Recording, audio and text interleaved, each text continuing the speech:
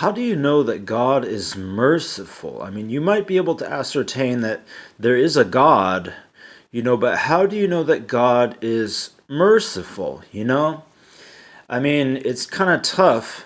I would say that I personally hope that God is merciful. I pray to a merciful God. I don't know that for a fact.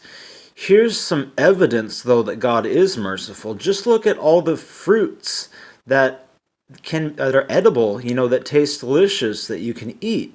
Is that just random chance? Is that an accident? I don't think that it is. I do believe that God has provided for that which He has created. All life which He has created, His creatures and human beings. God has provided things for them to eat.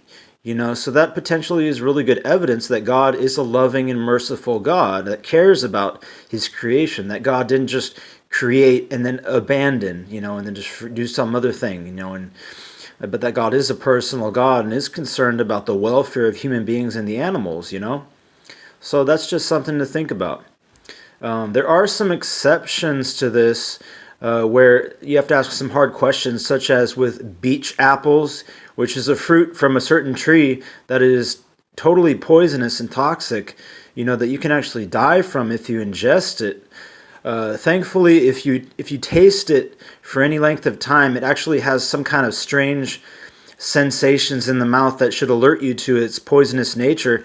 But even so, if you were to consume it rapidly without very carefully tasting it to check for anything strange, you wouldn't initially notice anything strange tasting about it. It would actually taste pretty delicious initially.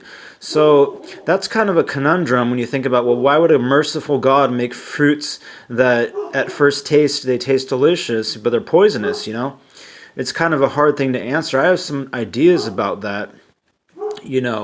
These things could be a judgment upon mankind because of sin and transgression. That these fruits that are poisonous were added later, as some kind of a judgment. Or you could say alternatively that perhaps it just goes to illustrate and show how wisdom from God is absolutely essential to your well-being and survival and your prosperity. How it shows how wisdom is really critical if you want to thrive and to prosper and to do well. And that without wisdom you could potentially be destroyed and die. And I kind of do think I like that explanation better, rather than saying God introduced predators and poisonous fruits as some kind of a judgment for sin. I'm not so sure about that. So rather that it's a demonstration of how, you need wisdom for your own survival. This is why I advocate seeking God for wisdom that is logical and rational, to uphold the truth in what is good and bad, and, what is, sin and what is not sin, and laws of morality and things like that. So yeah, that's just some stuff to think about. You guys have a good day.